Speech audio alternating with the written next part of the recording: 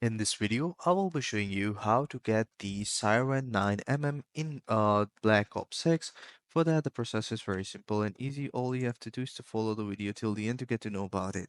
So first thing first, Black Ops 6 Zombies, how to get the main Easter egg in the terminus is that the Siren 9mm specialty weapon is available as a free community reward for the list event.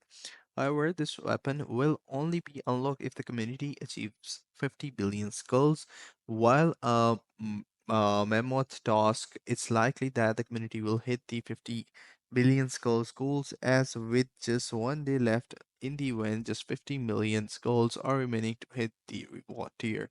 So the community has achieved 50 billion skulls. You can now find the Siren 9mm under the special in the secondary weapons load.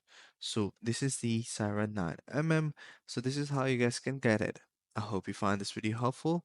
Take care. Bye bye.